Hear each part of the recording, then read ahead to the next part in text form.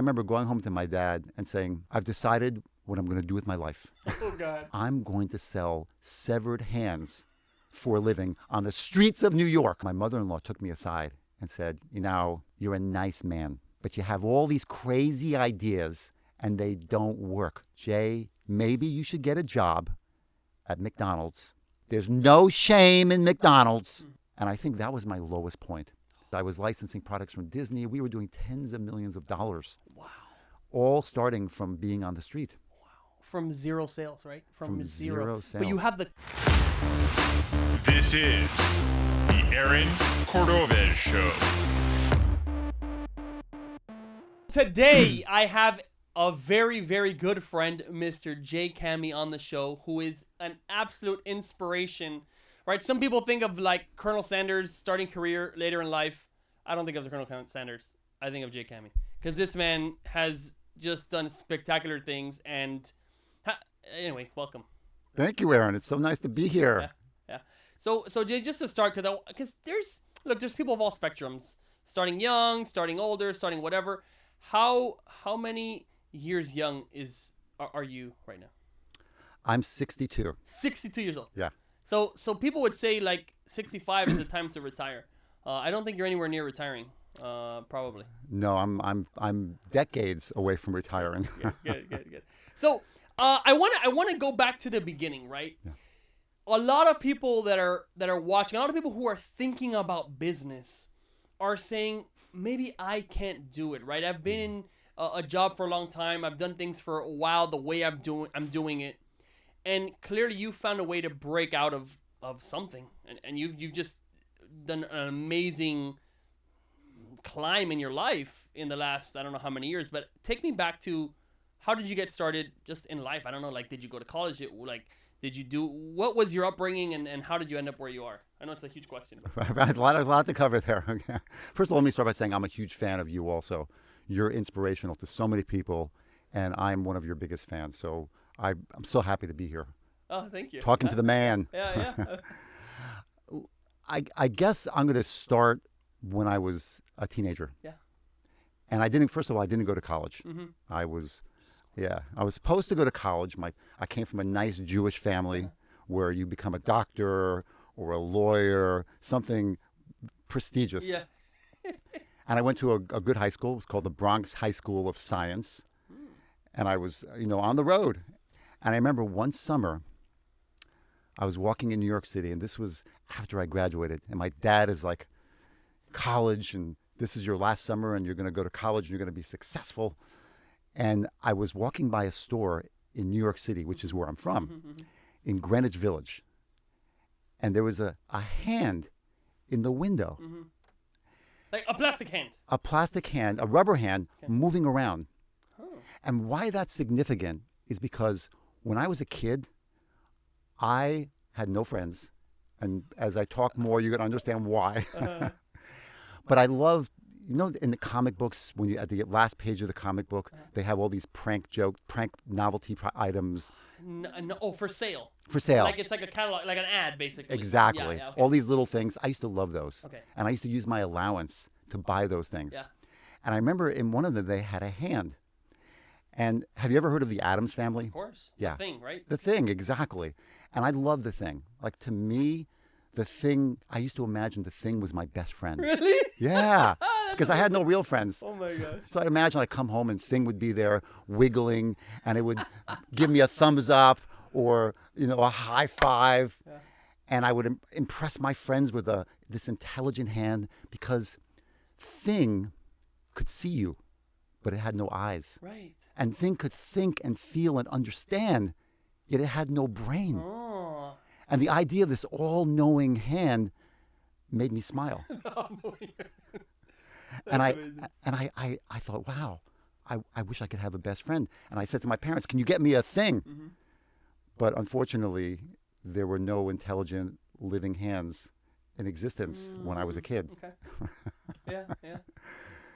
So I saw this hand. By the way, I also had best friends or imaginary friends all the time, right? I mean, I did. It wasn't a thing. They were more real, but not more real. I mean, they were more... I was less imaginative as you. Well, they were your friends, right? And they kept you company when you were lonely, right? Yeah. And so when I saw this hand in the window 10 years later, that dream of the hand, for some reason, I was magnetized to it. Wow. And I thought, you know what? I was looking for something to make money. Yeah. I thought I could sell this hand in New York City. Mm-hmm. So I called the manufacturer and I said, hey, Hold on. How did you find the manufacturer? I bought the hand and I saw it on the actual hand. Okay, good. It was a company called Vic's Novelties in California. Okay. And I remember I called Vic's Novelties. I said, hey, I love your hand. I want to be your exclusive street vendor in New York City. Okay. And he's like, what, street vendor? I said, yeah, I want to sell your hands on the sidewalks of New York. And you're like 18, 17? Yeah, Like that? Okay. yeah. And he said, you know, we sell to Spencer Gifts. We sell to we don't really want street vendors. I said, tell you what, I'm going to put cash in a FedEx envelope and send it to you. Could you sell it to me then? He said, yeah. Okay. So I put cash in a FedEx envelope. I sent it over to him. And I had these hands that I was selling in front of the New York Stock Exchange. Mm-hmm. I had 3 hands. The first hand was in a big bowl of lettuce. And what do you think I called that? Iceberg hand. That's good. I actually called it my hand tossed salad. Okay, good. You got to get a picture of this. Yeah. This is a hand with that's moving around. Uh-huh. It's battery operated. Uh-huh. So it's wiggling. It looks like a real hand. It looks like Thing from the Addams Family. Wow. So it's moving out of this big bowl of lettuce. Then I took another hand and I put it in between 2 pieces of bread. Uh-huh. And that, of course, was my... Your handwich. Yes! Ah! Handwich, or the hand sandwich, or the hamburger. We had a bunch, but I Okay. love the handwich. It was one of my favorites. And then the third bag, I put in the brown paper bag, and it was wiggling around on the table. And that was of course, my designer handbag. Okay, I'm going to stop these hand jokes. No, it's perfect. No, it's getting out of hand. Yeah, exactly. So I set up these 3 hands, and I start pitching to people on the streets. Get your hands here, freshly cut this morning. Only a handful left. But wait, you only have 3 to sell. No, I had 3 on display. Oh, on display. I was Yeah. like, we only ordered 3 units. Okay, No, you I had okay. only a handful left. Mm-hmm. Very handy gift. Can you give me a hand with this, please? Yeah, I need who needs a helping hand? These are not new, they're secondhand. And immediately I had a crowd of people surrounding me. Wow. I never knew so many people in New York needed a hand. And in 1 hour, I sold 50 hands at $10 each. Wow. And profit was 50%. So I'm looking at $250 profit for an hour's work. And that You night, became a baller that day. I became a what? A baller.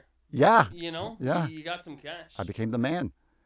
And I remember going home to my dad and saying, Dad, I've decided what I'm going to do with my life. Oh, God. Oh, wow. I can only imagine this conversation. Yeah, and he's going, yes. I said, I'm not going to go to college. He said, really? And my dad was a very serious man. Mm-hmm. Everything had to be very serious. Mm-hmm. He was a social worker. Mm-hmm. He wanted a real job. Mm-hmm. He said, what do you intend to do? I said, I'm going to sell severed hands for a living on the streets of New York. People often ask me, hey, can I sit down with you one-on-one? Let me pick your brain, get whatever info from you on how to sell on Amazon, how to get started. Well, guess what? You can sit one-on-one with me for more than 3 hours on my mini course, aaroncordovez.com/start. And I will sit down with you one-on-one and give you all the info that I think you need to get started on Amazon. With Amazon ads continually increasing in price, what is going to be your competitive edge? At Samurai Seller, we've created a software that helps you take control of your Amazon ads, not just with ad tools, but tools for analytics into your business and your profitability to make sure that you're always increasing in sales and in profit. Try it for an entire month for free on me. SamuraiSeller.com/start and get a free month of the cutting edge Samurai Seller software for Amazon performance. He said, selling hands is not a real job. It's not a serious job. I said, but Dad, I'm not a serious person. And for the next 7 years, and I remember he walked away. He was very sad. Yeah. It's like I remember looking in his eyes. He just like looked at me and just nodded his, shook his head like this, like I was making the biggest mistake of my life. And for the next 7 years, all I did every day was sell hands Wow. on the sidewalks of New York City, every day, whether it was hot or cold. And then after it got worn out in New York because fads end, I moved to Washington, D.C. and sold hands in the streets of Washington, D.C. And then I moved to San Francisco and sold hands there. But okay, your first day you sold 10 hands in an hour. 50 hands. Oh, sorry, 50 hands. 50 hands. In an hour. Yeah. $500, 50% margin. But that you only were out for 1 hour. I would 1 hour. imagine you wanted to go out for like 10 hours at a time, or how did this progress? This is why I told my dad I'm quitting. I said I'm looking, if I sell 50 hands in an hour, I'll do this every day, and I'll just keep making tons of money. So I bought as many hands as I could get, and that's all I did. 7 years, I sold hands every day for 7 years. Wow. Remember the Hands Across America tour in the 1980s? No, okay, that's before your time. It's called Hands Across America. It was a bunch of singers got together. Anyway, that's what I was doing, my Hands Across America tour. Yeah. And after, So how much did you make? I just want to know, because what this tells me is your level of creativity is so massive, right? Someone to grab an audience at such a young age and say, this is what I'm going to do with my life, that takes courage. But it also takes a creativity, because if you would have just put the hands on a stand, nobody would have bought them. Or you would have had sales like 10% of the sales. You're right. You had to make the show. So you're a show person. You're a performer, an imaginative person. And nobody could ever have told you, this is a business model. You can't go to YouTube, hey, what business should I start? Selling hands on the street. Like, nobody's going to tell you that, right? It's a novel idea. It's something creative out of nothing. And so you created this business model, or the combination. Now, how much did you do in that, like, let's say, first year? Do you remember at all? Like, I don't remember, but I was making money, and and again, I'm basically an introvert. I don't like performing. I don't like being in front of people. But this was my purpose. And when you have a purpose, it changes you. You do things out of love that you develop superpowers that emerge from you because you're following your purpose. You wanted to bring people, not an imaginary thing. Yeah. A real thing. Exactly. Not the fake one. Right. Give me the real thing. The real thing. Yeah. Like Coke. The real thing. Yeah. But I was spending the money like, I'm a kid. Yeah. What do I know? I'm spending money. I'm getting things. I'm buying expensive presents for people. I'm taking vacations. And at the end of 7 years, at this point, I'm in my late 20s, and the hand fad is over. They're not selling anything. No, and I've got tons of hands, and I have no money. And I'm like, shit. I'm seeing my friends who became lawyers and doctors. They graduated college, and I'm broke again. Yeah. Snap. I'm empty-handed. Empty. Okay. And there was only one person I could turn to, my dad. And I went to him, and I told him my story. And he put his hand on my shoulder, and he goes, Jay, and I go, oh my God, here it comes. Here's the I told you so. You should have gone to college. You should have listened to me. I thought, but I deserve it. Yeah. And he said, you think I don't understand why you love this hand, this thing. But did you know when I was young, I also had a thing? And I'm thinking, what? No. You had a thing also? And he said, my thing was to act and to write and to direct movies. But my mother wanted me to be a social worker. So I gave up my dream, my thing, to please her. Don't make that same mistake. Do your thing. And then he wrote me a check to keep my business alive. It wasn't a lot. But the fact that he believed in me and that he wanted me to continue doing, because he saw how much I love this. Wow. And he wanted me to keep going. And I realized at that moment that my purpose, my thing, wasn't thing. It wasn't a thing. It was to make people smile and to make people laugh. Wow. And if I could do that with a hand, I could do that with other toys. Wow. And that's what launched me into the toy business, is my knowing my purpose. That is amazing. By the way, when you said that with the story with your dad, I mean, I got goosebumps all over. so spectacular because he didn't want you. I mean, I don't know if he considered it a mistake, but the way he's talking to you, he had another life he could have done, and it's a small decision, and he's saying, I don't want you to go down that path. Right. And check this out. When he was 80 years old, he retired.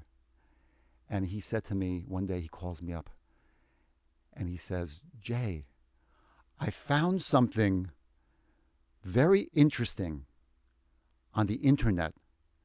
I said, what is it? It's called YouTube. I said, YouTube? Yes. Have you heard of this? I said, yeah. He said, I could write a script. I could hire some actors. I could make a short movie. Mm-hmm. What do you think? And I could tell he was looking for my approval. Wow. And I said, I think that's an awesome idea. Puba, that's what I called him. Go do your thing. And he started shooting short videos in his apartment and hiring actors. And he now has a bunch of short videos on YouTube. He's got 15 million views of his videos. Stop it! And he started it at 80. At 80. Oh my goodness. He's 91 now. And he's still doing it. That is so amazing. He gets actresses and actors coming from Florida to be in his little videos. Wow.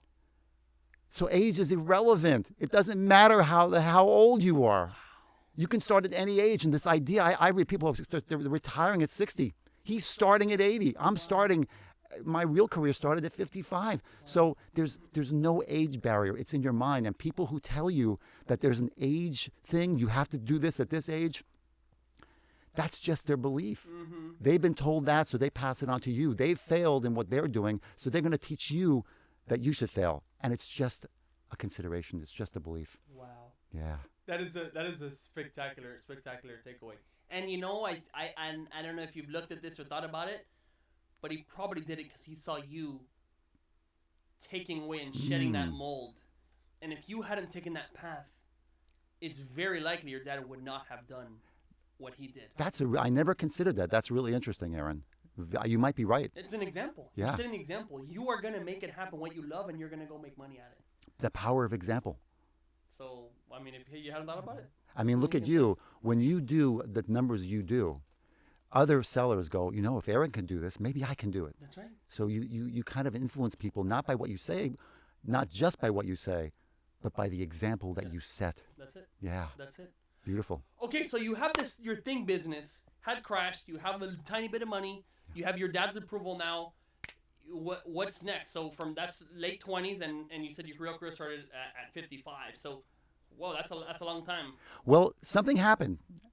Up until that point, I was buying toys from other people, like buying the hand from other people, and figuring out creative ways to market at them. Which is short-term business. Right. Because it's always someone you're promoting their thing, literally. Yeah, right. Their thing. As opposed to your own, right? Yes. Which is, again, this is the reselling versus the private label, right? So is that what we're getting into here? Yeah, I want to talk of the first time back in, it was 1995, and I was married, and I had a daughter who was 3 years old, and I had another one who was on the way. Mm-hmm. My wife at the time was pregnant with our second daughter. We're living in New Jersey. And again, of course, I've tried a bunch of different things. And sometimes you get married and you just fail and you fail and you fail. And my wife was very supportive. She would, whatever crazy idea I had, she would go, okay. And I remember my mother-in-law took me aside and said, you know, she wouldn't want her daughter to hear this. Yeah. You're a nice man. But you have all these crazy ideas and they don't work. Jay, you're not a businessman.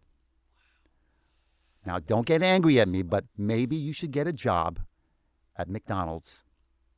There's no shame in McDonald's. You can eventually become a manager. You could learn a skill. And I think that was my lowest point. I was broke. I had 2 kids. We had no money. And I'm like, wow, that's what people think of me. They think I should work at McDonald's. Nothing wrong with McDonald's, but that wasn't my purpose. Right. Flipping burgers is your purpose. By all means, go for it. Yeah. But it wasn't mine. And I thought, it was a crisis moment for me. am I really cut out to do this? Should I really be selling toys? They're so silly. And everybody's telling you, why are you doing this? You know, there's always people around. 90% of the people around you will tell you that what you're doing is a waste of time. And they have all the reasons, and they give you logic and reality. And logic and reality are very powerful, especially when you're feeling very low. Yeah. About that time, I had an idea. I found this ball. It was this motorized ball, and it was off-centered, and there was a battery, and it moved around in jerky motions. And you see them a lot in cat toys right now. But at that point, no one had ever heard of it. And I found this ball, and I put it in a potato chip bag. And I saw it moving in the bag. I said, it looks like something's inside eating out of the bag. I wonder if I took a raccoon tail and I attached it to the bag, like it was coming out, if it would look like a raccoon was eating out of the bag. And it looked like it. And I thought, wow, I could get these balls. I could go down to the garment district in New York City where they sell the furs. I can buy raccoon tails. And I can find the potato chip manufacturer and get empty bags. And I went to my wife and I said, honey, I have another idea. And she went, Jay, we have no more money. I said, how much do we have? She goes, literally, we have $3,000 left to our name. With 2 children. With two, one pregnant with one, Yeah, so she can't work at this point because she's 8 or 9 months pregnant. Wow. And one is, 3. You know how expensive kids are. And we have to pay rent. And I said, I really believe this idea will work. And she said, you know what? If you believe that strongly, let's give you the money. And I'm thinking, boy, I better perform here. Pressure. Diamonds come from pressure. They come Yes. from pressure. This is a time, and I tell people, like, kids will bring this out of you because you have no choice. So true. Yes.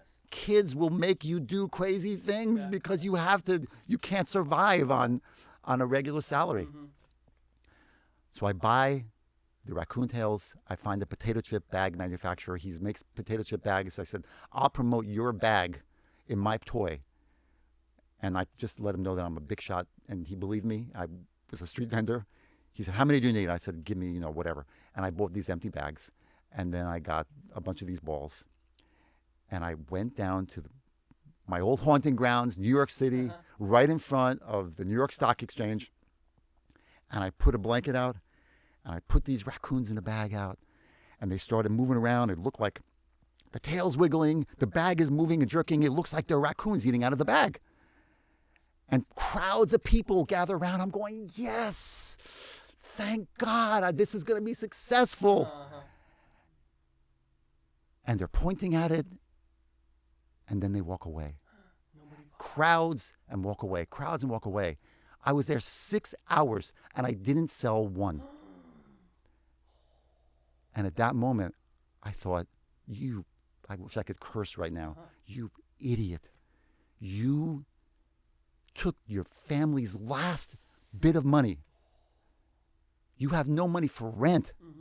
And you bought raccoon tails and potato chips? Are you an idiot? Are you stupid? Like I go, my mother-in-law was right. I deserve to work in McDonald's or drive a cab. I'm getting out of the toy business because I don't belong here. I'm ashamed of myself. I feel like crying as I'm telling you this because the idea that I did this to my family, how am I going to get food for my kids? And my wife can't work because she's so pregnant. And I packed my bags up. I put my raccoons in a bag in my I have this duffel bag, and I put them all in there. And I start walking away completely defeated. That was my new low of my life. And as I'm walking away, I feel a tap on my shoulder. And I turn around, and it's this well-dressed woman who worked in the Wall Street area. She says, can I ask you a question? I said, yeah. She said, what makes you think that you could sell wild animals in New York City? She thought it was the real raccoon. Yeah. I said, what do you mean? She goes, well, you're selling raccoons. They could have rabies. They could be feral. And we can't even keep cats and dogs in our apartments here. Who's going to buy a raccoon?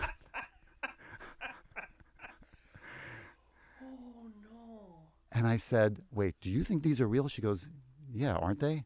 I said, no. I took the ball out of the bag. I said, they're toys.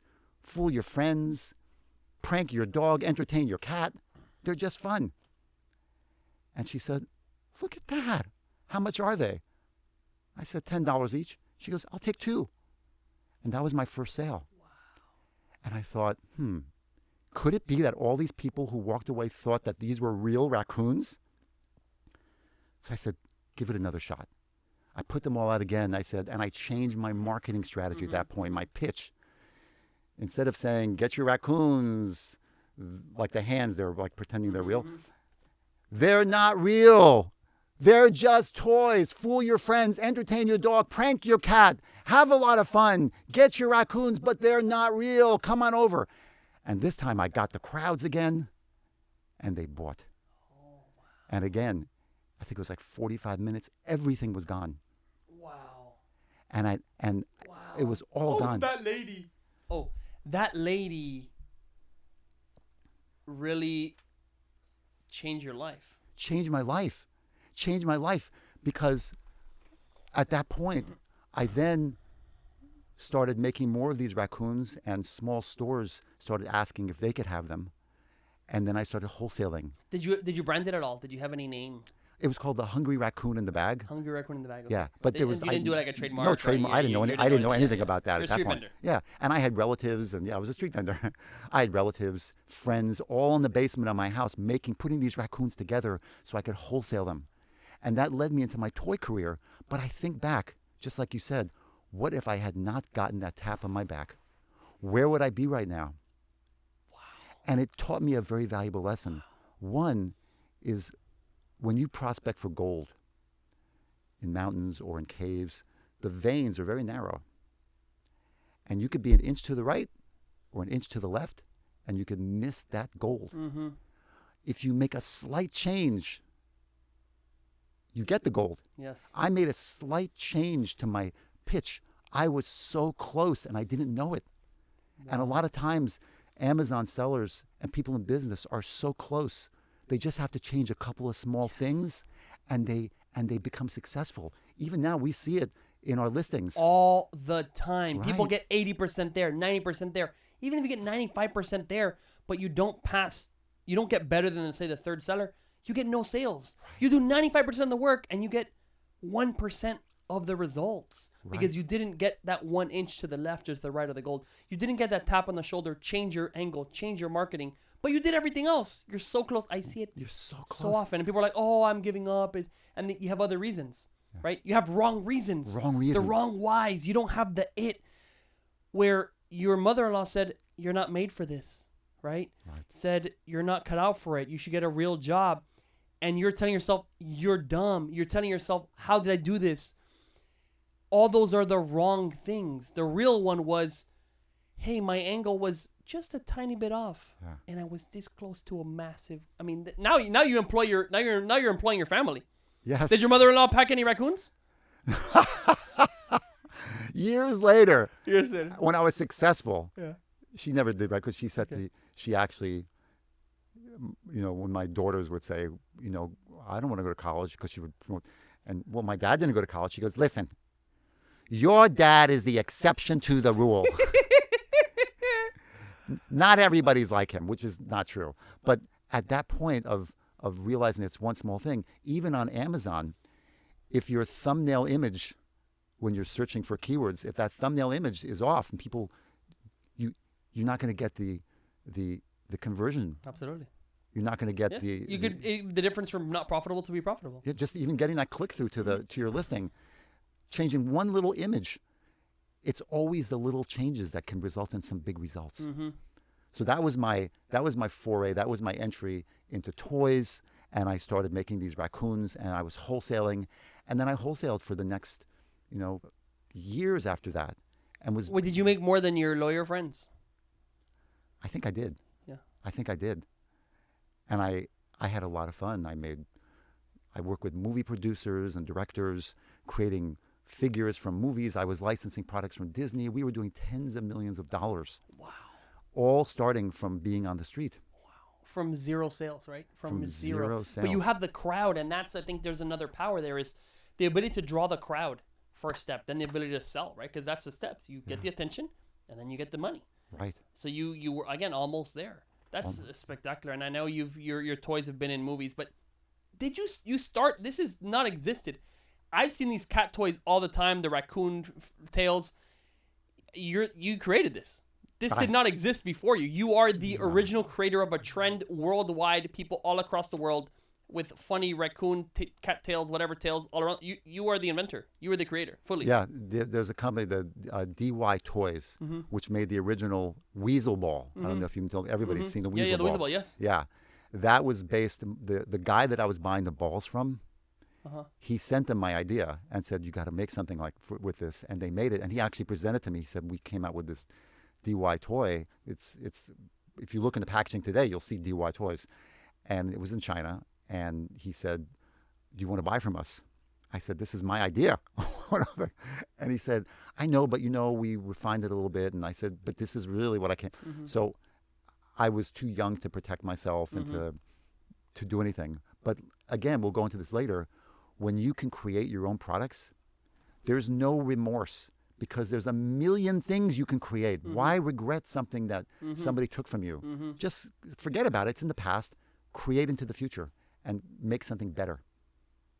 Yes. Yeah. And and this was really great, this whole thing I was doing.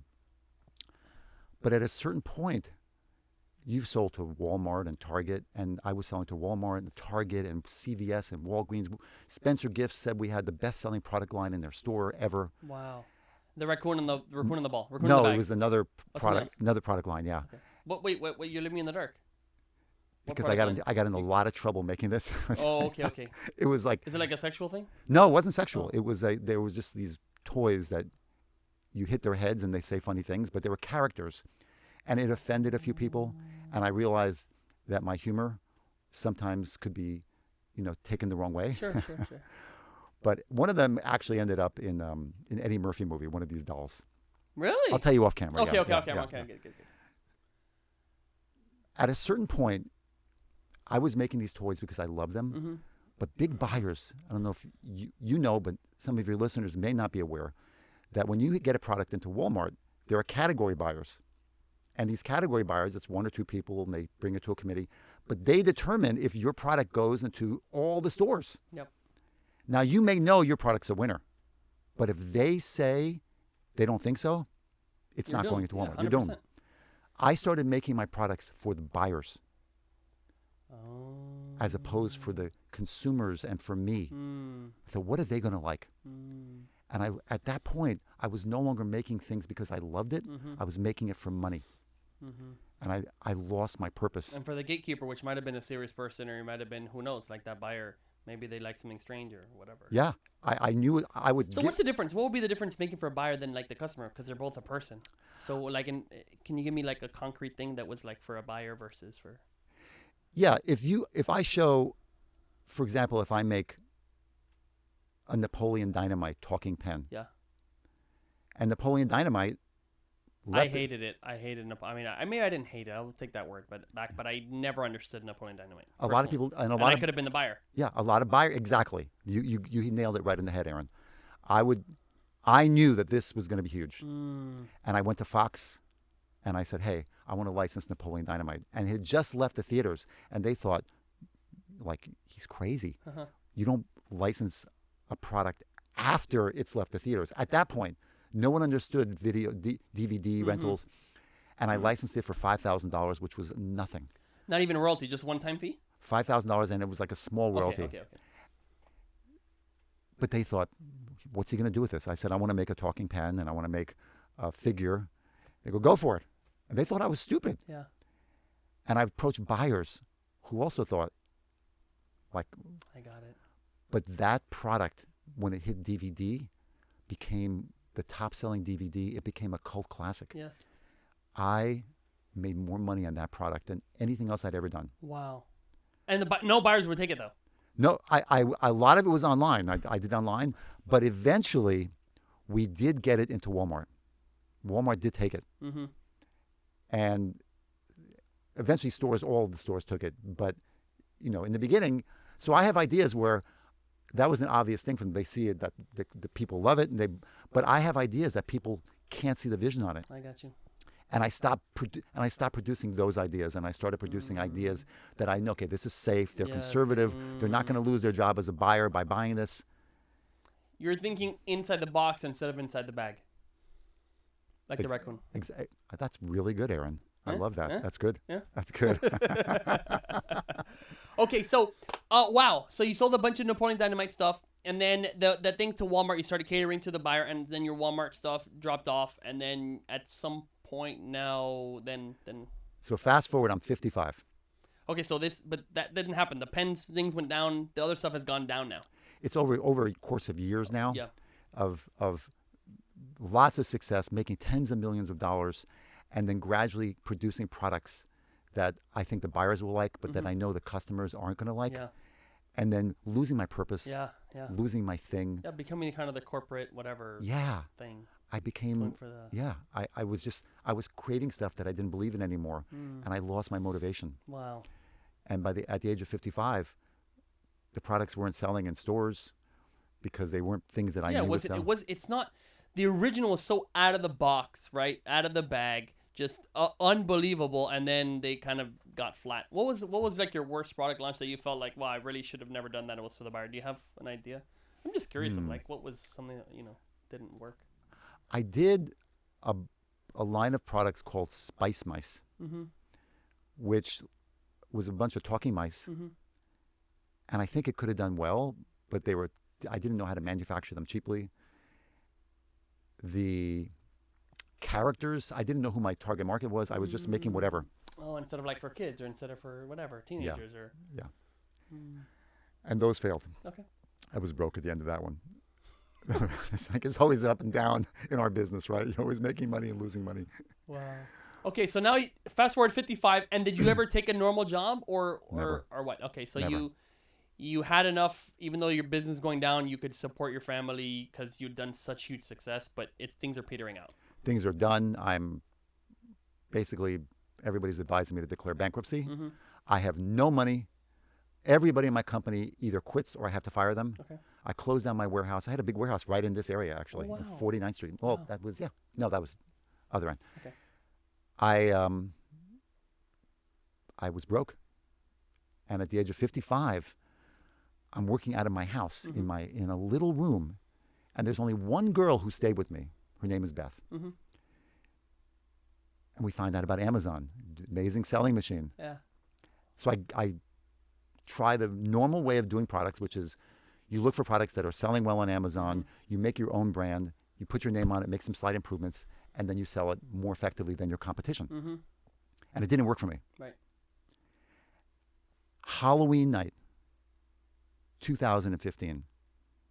I'm so depressed and broke and 55. When you're young, you feel like maybe you can bounce back. But when you're 55 and you see people and your body's not doing well and you see people around you who are retiring, and you get the idea of how, it's like the mold is coming over you. You're getting it's the conforming, right? It's the you look around and you didn't see that example and you saw the opposite. You saw the examples of what you didn't want to be. Right. But you don't have that much options, you feel like, right? I don't have it, and I don't have the energy I used to have. I don't have anything, and I'm broke. I think things have changed since then. Oh yeah. You seem like you have a ton of energy now. Yeah, right. There you go. Okay. It's Halloween night, 2015. I don't have enough money to buy candy, so I turn off all the lights in my office and my living room so that the kids can't see that somebody's home, because I don't want them ringing my doorbell because I can't afford candy. Yeah. So I'm sitting there thinking, boy, Jay, you really are pathetic. Oh, God. This is pathetic. Oh. I was talking to somebody, and I don't know who it was, and the guy, I don't want to name give his name, but he said to me, "Why did you get into this business? Why did you do this?" And I had to think back to when I was young and the whole hand and all the different things, and my purpose got revived. Right. My purpose that had been buried suddenly came out again. To make people smile again. Yeah, exactly. To make people smile, to make people laugh. That was my purpose. And in 2015, I said, well, how do I do that? Who's getting a lot of attention right now? I'm going to make a toy. I felt energetic. I'm going to make a toy. And I decided to make, I looked around and Donald Trump was getting a lot of publicity at that point because it was the election. Yeah. So I made, it took me 6 months to make it, but I made a Donald Trump talking pen. And this is it over here. Yeah. And I already know some of your listeners who hate Trump are going to go, oh, he's a Trumpster. And some of the people who love Trump are going to go, oh, he hates Trump. I want to just say, it says right here, laugh with or at Donald. There you go. Right? You can do either. Either. It's just to make people smile. It wasn't to make a political point. I just wanted to make people laugh. Yeah. We're gonna let's play some of these. Is it gonna work on the microphone? I will be the greatest president that God ever created. There you go. Let's do one more. Look, I'm really rich. One more. I will build a great, great wall on our southern border, and I will have Mexico pay for that wall. So this pen, you have no money, but you invest into this. You get into. Had you ever you'd never made a pen before? Or you had? I made a regular pen. Not a talking pen. I made a talking pen, but not with a head on it. That was a new concept. Okay.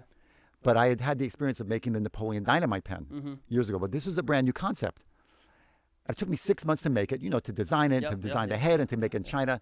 And in May, I released it, and I sold it I promoted it on Facebook and on YouTube, and I sent it to the media. I got the biggest toy distributor in the country, somebody I'd known from years back. I said, do me a favor, just bring it to the toy fairs. I know this will sell for you. He brings it to the toy fairs. That's like I said, in May. He sells it in every toy fair in New York. He has a big stand. He's selling these pens. And by October, I had sold maybe a dozen pens. And he comes back to me and says, a dozen pens on Amazon. 12. Okay, on Amazon. Yeah. But you sold a lot more in the fairs and all that stuff. Well, I gave it to him on consignment. Okay. And I said, take these pens on consignment. And he says, okay. Comes to me in October. It was the middle of October, 2016. So a year has gone by. Yeah. Yep. He says, Jay, I've never seen this happen before. I said, what? He said, this is incredible. I said, what happened? He said, everybody I show this pen to hates it. What? Yeah. He said they want to know who's the idiot who made this pen. I didn't want to tell him it was you, Jay. Yeah. Not that they would even know who I am. Like, who's Jay? Uh-huh. I said, well, all right, but did you sell any? He goes, no. Zero. Sold nothing. 0 pens? No store wanted this pen. Oh, because he's not pitching to, there's no customer. It's buyers. Buyers. Of course, because at that point, the popularity, the thing, it's like taboo. Again, you have the gatekeeper. You're running into the same situation. Exactly. You have the gatekeeper who doesn't want to buy it. Right. The Walmarts, the blah, the CVS's, the whatever. Now, again, nothing wrong with those stores, but it's a person, and they're not checking with the customer that wants to buy it. Exactly. So you sold a dozen online and nothing to stores. Nothing to stores. Okay. Nothing. And again, I'm used to these feelings of self-doubt and self-condemnation, telling myself I'm stupid. I do that really well. I still do it, I'm sure people can relate to what I'm saying. Okay, so those feelings are on hyperdrive. They're in hyperdrive now because it's like all the previous failures get kind of keyed in there, and you're like, oh shit, and I said to him, and I'm desperate again because I have no money. I'm 55. I know it sounds like the same story, but I keep getting myself into the same predicament. Wow. I said, the pens cost me $2 to make, and he was going to give me like $2.50 or $3, like a little bit of. Can you give me? Can I just sell them to you at my cost? He said no. I said, how about $1? Just so I can pay my rent this month. I'm living. I have no money. I have no property. I have no cars. I have no IRA. I have no 401k. I'm paying rent month to month. I'm in huge debt. I have no money. Just to give you the picture of this right now. Like you didn't even have a helping hand. Good callback. I love that. I said, how about $1? Just so I can pay for expenses. He said, Jay, I'm going to be totally honest with you. Even if you paid me to take these, I wouldn't take them. Wow. So he gave me back all the pens. I think it was like 20,000 pens. He gave them all back to me. And it was the middle of October. And I thought, you know what? I'm going to just start giving these away to people. Because I love these pens. I think they're funny. Just like my purpose, I still had that energy because it was my purpose. It wasn't a product like Walmart where you fail, you give up. It was like, I love this. This is like a baby for me. It's like a child. You don't give up on your child. You keep going. So I just started promoting on Facebook and Twitter. Who wants pens? If you like Trump or you don't like Trump, here's a talking pen. And I just started shipping to people I meet in stores, people I meet, my travels, anybody. Getting it out. Just getting it out there. Promotion, getting it out and putting it in there and out there in the universe. It has this effect where you start a flow. You're not stuck. It's like you become a river instead of a stagnant puddle. You're flowing. And I thought, I need to flow. I need to flow this out there. That was middle of October. Maybe it was the first week of October. October 31st, I'm still broke. Still haven't sold anything on Amazon. My son-in-law calls me. It's Halloween night. No joke. Like I said, this is 1 year. 1 year to the day. Halloween night.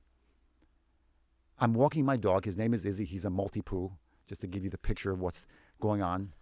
It's about 9:15, 9:30. And my son-in-law calls me up and he says, oh my God, do you see what's happening on TV right now? I said, what's happening on TV? He said, Sean Hannity is playing your Trump pen on TV right now. And for those of you who don't know Trump Hannity, he's like one of the biggest conservative TV talk show hosts on Fox News. That's like how many millions of views do you know? It's like, millions and millions of people watching live. Exactly. I said, what? He goes, yeah. So I rush home, and there he is playing my pen for every guest. If they say something wrong about Trump or bad about Trump, he plays Trump's voice and, mocks them. Yeah. And at the end of the show, he says, who made this pen? I don't know who made it. He goes, my phone. I think he said, my phone is blowing up. Everybody in America wants this pen. And I'm thinking, I wonder if I sold any on Amazon.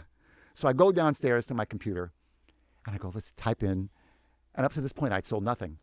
And I had done, in that hour, $10,000 in sales. And I think we were selling them at $12.95. I said, wow, that's great. I'm going to raise the price. So we raised it to $15.95. And I kept incrementally raising it as I saw the sales come in. The next day, we did $54,000 in sales. One product. And now I'm at $24.95. The third day, we did $167,000 in sales. One day. Wow. And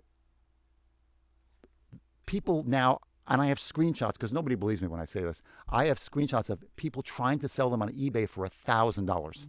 No. I'm going, this is crazy.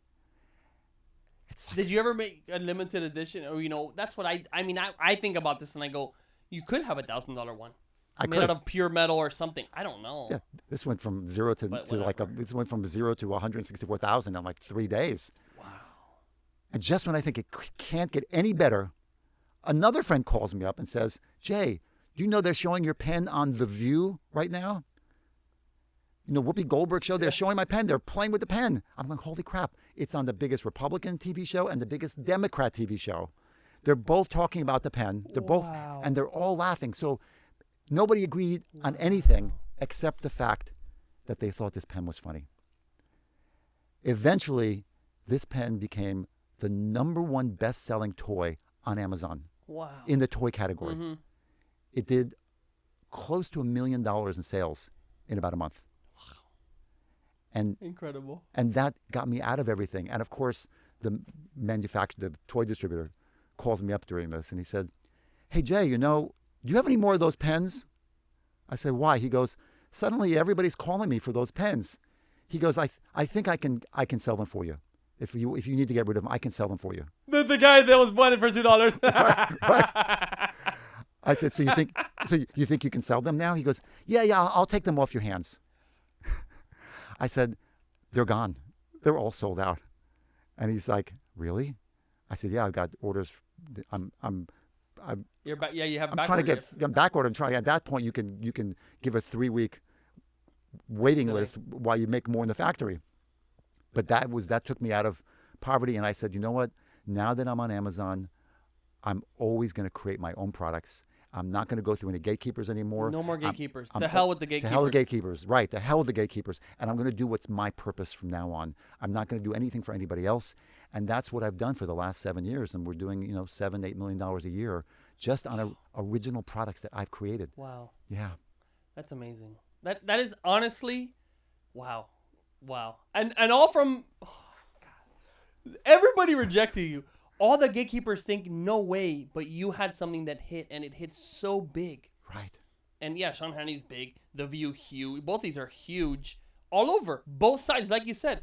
Laugh with them, laugh at them, laugh whoever, The Thing. And then, actually, I have this here. Oh, before you yeah, I want go, to go, tell you go. that regarding that pen, it was the same thing as the raccoon, somebody tapping me on my shoulder. Mm-hmm. Because at that point, when he said no, I could have walked away. Yeah. But the lesson I learned, one of the lessons I learned from the raccoon story is that you can't rely on somebody else to tap you on your shoulder. You have to be the one. Yeah. You have to be the one tapping yourself on the shoulder and say, don't stop. Keep going. What small change can you make here? And I'm giving them away. It ended up in somebody's hand who gave it to a guest on Sean Hannity's show. And it was the guest who gave it to Sean Hannity. And Sean Hannity said, where did you get this? He goes, just somebody, one of a Trump fan gave it to me. So somebody I gave it to this guy who gave it to Sean Hannity.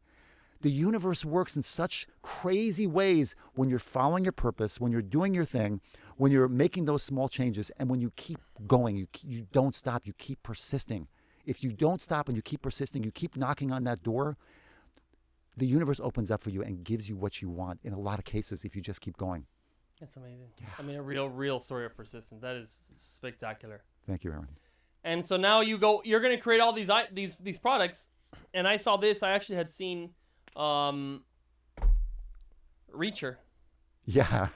And on Reacher, which, obviously there was a movie, Jack Reacher, and then they had the series Reacher. But they play this little Mr. Predicto ball. And I know you had sold it. We were actually going to represent you with this. Anyway, whatever. So we had this product, and I knew about it. And they played in the show. And I go, Jay is so famous.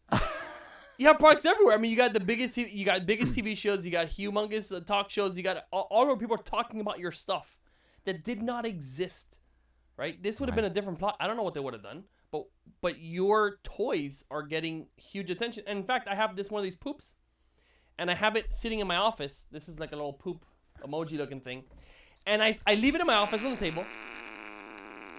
It farts. It's a great farter. But I leave it on my table, and whenever I put like a book down, and it farts, and it just lightens up the conversation. I have it in my office desk. If anybody comes to the office and you put the thing down, it'll fart. That poop emoji ended up on the cover of Vogue magazine. What? Yes. And that's what I'm saying. It's like people, anybody listening to us right now can create their own products. Mm-hmm. I don't have a course to sell anybody, but I just have a formula that I've used again and again and again to create products. It's very simple. Everybody should be doing this. So what's the formula? Okay. The first thing, I know somebody who's hearing me say, you can create your own products, like it's simple. They're going to say, oh, Jay, you're creative. You know how to do this, but I'm not you. I'm not Elon Musk. I'm not Thomas Edison. But that's because they don't have a workable definition of the word creation or creativity. Okay. I want to give you a workable definition of that. Okay. Creation, creativity is basically taking two old ideas or products and combining them into one new product. Mm. You take two old things and make them into one new thing. And that's what I did with this pen. Mm-hmm. Bobblehead, been around since the 1960s. Mm-hmm. Talking pen, I saw talking pen in the 1990s before I did it. I just combined those two things, a bobblehead and a pen, and I came out with that. Mm. This predictable. What's that? That's the 8-ball. The 8-ball. Well, I'll tell you that second. But the next thing I did was this, and people said, yeah, you can do politics. By the way, when you succeed, there are going to be people there who tell you, oh, you got lucky. Mm-hmm. You got Jay, you got lucky with Donald Trump. Mm-hmm. You hit the right place, the right time. That's all right. Let me look around. I look on keyword search. You look at search terms, and you see what are people searching for. And I saw people were searching for poop emoji. Like 50,000 searches for poop emoji. But what are the results? You put the results in. The results are dolls like this, but there are 100 of them. Why? Because people copy everybody else. One person season item. They go to China. They put their own label on it. They sell it. You got 100 people doing that. So you have 100 people selling poop emojis. There's no original thought out there. There's nobody. And so you are going to end up with lots of competition. So I thought, okay, 2 old products. I thought this is an old product because it's out there. What about a fart machine? Fart machines have been around since I've been a kid. I go, what if I combine this? People love fart machines. They love these. What if I put them together? I put fart sounds in this, and then I got this. And again, this ended up on the cover of Vogue. It's a huge seller for us. Wow. And to answer your question about Mr. Predicto, of course, people after the poop emoji said, well, yeah, Jay, you can do politics and you can do poop. Which sometimes are the same thing. Maybe the naysayers help you though. Yeah, right. They tell you that you can't do it, and you're like, I am gonna do it. It's true. I guess there's a little bit of that. Yeah. And you push. Yeah. Yeah, you're right. And the politics and poop, sometimes they're the same thing, basically. Right? right. But they go, yeah, you can do vulgar stuff and you can do political stuff. But that's and people were actually saying this to me. I said, you know what? Let me take a classic toy, and I looked. On the third way of finding out what's popular, one way is by looking at search terms. One way is by looking at what's happening in the news. Trump was the news. This poop emoji was search terms. And the third way was looking at the bestseller lists. And I looked at bestseller lists for toys, and I saw that, remember the Magic 8 Ball? Yeah. Okay. The Magic 8 Ball was developed, I think it was like 1952 or 1953. It's been around 70 years. Nobody has updated that goddamn thing. It's been like, you have to read it. You would say, Mr. Magic 8 Ball, will I, whatever. And it reads it. I go, but talking toys and light-up toys have been around for 50 years also. How come nobody ever put them together? So I took those two, put them together, and created Mr. Predicto. I got somebody to do the voice, and we made a random IC chip, which was a random. And again, I don't know how to do any of this stuff, but I find people who do. And we made Mr. Predicto. And that became a huge seller for us. It's Halloween. It's the #1 fortune-telling toy for Halloween, every Halloween. And it does great for us for Christmas. And I love that you named it. Because, if you would have said, like, I don't know, something else, predicting ball, then everyone would have copied it and you would have been out. But now, it's Mr. Predicto. Exactly. The branding is so important. And I think you've done a fantastic job with this. And I don't think, you brought it. Is it done? Are people going to enjoy this interview? Answer cannot be found at this moment. Because it's not out yet. You know what? That's right. Hey, that thing is smart. The episode is not out, so how could he know? That is absolutely right. There you go. See how smart Mr. Predicto is? We use that to predict the sex of my first grandchild. Was it right? My son-in-law was like, "Oh, that thing doesn't work." I said, "Well, ask it. Are we going to have a boy or a girl?" He goes, "Am I going to have a girl?" And it says, the answer is yes. Yeah. And then he goes, yeah, but just rephrase the question. He goes, am I going to have a boy? And he goes, the answer is definitely no. And our first grandkid was a girl. Wow. See, So, hey, and it's fun, right? You get people to laugh, smile, talk, and whatever. I think it's brilliant, all of your creations, and I know you're up to a lot of things now. And I'll tell you, I want to kind of wrap this up with a story, and the naysayers, they're everywhere. And, every one of us, somewhere inside, we have a little bit of both. We ourselves are doubtful and have things that we doubt. Like you said, yourself, you were your own naysayer back in the day, and there was others. But all of us have a mix. And I will tell you, the reason I'm saying that is because the first time I ever saw you, it was at CellarCon. Okay. Oh, yeah. It was at CellarCon. And what year was that? 2016 maybe? 2017? Somewhere around, 15, 16, yeah. 15. It could have been 15 too. Yeah. It might have been 15 because that was probably my first one ever, and I bought it April 15, and then I think the conference is June, July. Anyway, and I go up and I'm there and I'm sitting in the crowd. It's a huge crowd, right? Everybody's thinking, hey, we can sell on Amazon. You go on stage. So at that point, you're, I guess, maybe 50, 56, 57. Yeah. Right? You're wearing a kilt. That's right, I was. You're wearing a kilt, okay? You have like hairy legs, the long socks, a skirt, right? Or a hairy kilt, right? legs. And you're coming on stage, and they're like, "There's Jay Kamhi," and I'm like, "Who the hell is this guy?" Right? And it was interesting because you went up, and the interview, it was a really interesting interview. And I don't even remember, you talk about the hands, you talk about this, and I'm like, this guy, who is this dude? You know, and I had all these naysayer things. I'm like, this guy, no way. And like, it kind of broke my thought, my thought process of what are you supposed to look like if you're going to make it? Because I kind of thought, you know, these young people, e-commerce, whatever. And I saw you up there and I go, there is no way in hell that this guy is going to make it and I'm not going to make it. I said, there's no way. If he can make it, anyone can make it. And in a way, it was a bit of a diss. I don't know if I've been insulted or complimented, I know. thank you. No, I was thinking critically, right? And it was kind of an insult, right? I was a naysayer, but it shifted my view, and I go, there's no excuse. And I know that again. It's like, I feel bad saying it. It's all right. Don't worry about it. But that's the thing, and you could be lifted up in terms of like a sort of fun way, like, oh, you can do what I did, or it could be in that you might need that kind of upsetness to lift you up, right? The military or what in other scenarios, you're like, you're going, and that was a bit of a military call for me. Wow. Because I said, and that's why you hear stories of, okay, Colonel Sanders or whoever, he started the chicken at 70, and he'd be like, you can do it too, you know, and it could be like uplifting in that way. But for me, it was more like a fire in my ass. Right. Uplifting in another way, like, there's no way this guy is gonna do more than me. Like, no. And so anyway, I say that story because we all have that naysayer inside of us, and there's those things, but what are you gonna do with it, right? Am I gonna say, well, this is, you know, you could take that and you could flip it so many ways. Oh, well, this is really a scam, this fake, blah.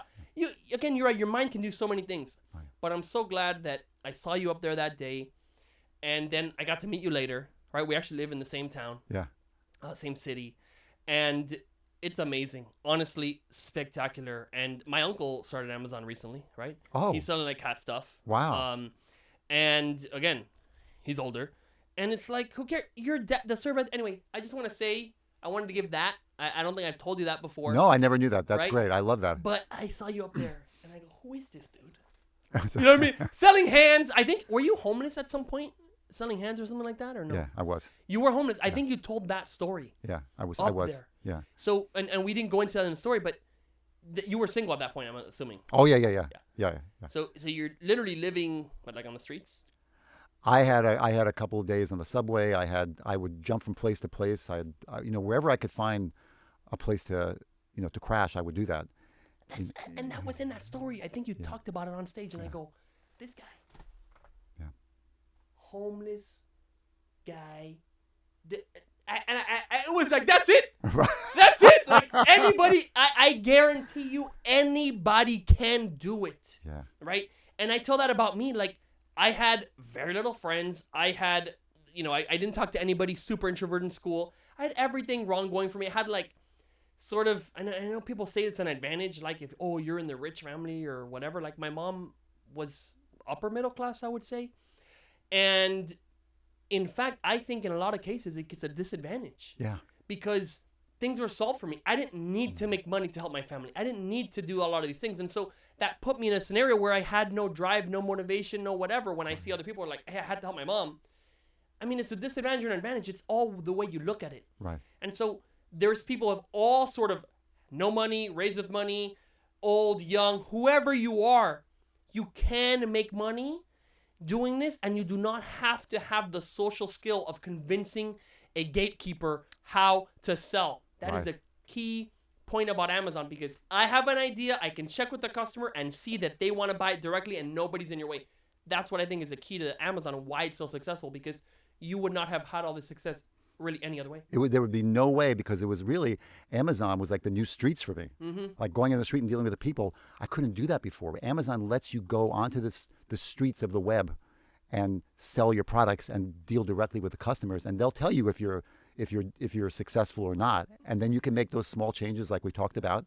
And then your street can be every street in the entire United States, and then every street like almost in every country. Right. I mean, or many countries, right? So that's the thing where it's the street, but scalable. The scalable street. I love it. Scalable street vendor. That's a great brand name. Somebody should trademark, right? Scalable street vendor. And just to flashback on what you just said about the self-talk and, you know, the telling yourself, everybody deals with that. Even no matter how successful you get, there's still that flash of it comes back to you, and you have to discipline yourself not to listen to that talk. And I think it comes from everybody around. Very few people are successful in life. What do you think the percentage is of? Well, it depends, right? So it depends, of course. Success has different definitions. Yeah. But I would say if you're in the top 10% of income, that's one type of successful. Right. Top 10%, top 5%. Again, some people would say success, you're in 51%. Yeah. Even you're in the 70%. Like, it all depends. But financially able to do things and you're not stopped by money, I would say is a very small percentage. Very small percentage. So everybody around you, nobody's experienced that. So of course, to them, the reality is, well, it can't be done. You have to be special. You have to, all these other reasons. And we're so used to hearing that when we fail, it's almost like that recording pops on in our head and we start telling ourselves that. Yes. That's the most dangerous voice, is the inner voice, is that inner critic. Yes. And we have to discipline ourselves to shut that voice out, not pretend it isn't there or fight it. You got to look at it just like an unwanted guest that's kind of crashing in your house. Eventually he'll leave. He'll leave your mental house and just let it stay there and just keep going the way you're going and keep persisting. That's right. And the truth is, a lot of them are quote unquote true. I have been an idiot. I have been a failure. I have been a loser. Right. And in fact, like, I am a loser in a way. You could say that because, hey, I was in a triathlon and I got whatever in the bottom 70%. So I lost to so many people. By definition, dictionary definition, I'm a loser. I wish I'd known. Also a winner. I wish I'd known, because I wouldn't have done this interview if I'd known you came in the bottom 70% of a triathlon. Come on, Aaron. So, but the point is that we lose at everything. Not everything, but we lose at so many things, and we win at so many things. So it's, hey, you're a winner. Hey, you're a loser. They're both true, because we lose at many things and we win at many things. Yeah. But are you going to define yourself that way, right? Is it the identity of who you really are and what you're capable of? Because when you said you have to be special to do it, I think you do have to be special. But more importantly, you have to bring that specialness out of you and operate with that, because everybody is born with something special and amazing inside of them. Right. And they're also born with demons or whatever they have inside of them. So we both have both of them. So it's just, what are you gonna listen to that day? How are you gonna act? Because you may not change. This is, I think, a Mahatma Gandhi quote or some quote, but like, you can. Oh no, so not maybe. This is a quote. You can change the way. I'm gonna do it again. Sorry. I think it's a Mahatma Gandhi quote. Okay, we'll cut this. I think it's a Mahatma Gandhi quote, but it says, you cannot change what you think, but you can change what you do. Right? You can have thoughts that you cannot control. They're going to come. But guess what? You can always control what you do. Beautiful. I love that. You've done an amazing thing with your life, providing for your family, turning literally severed hands into supreme success. Jay, thank you for coming on the show. Pleasure, Aaron. Thank you. Yeah.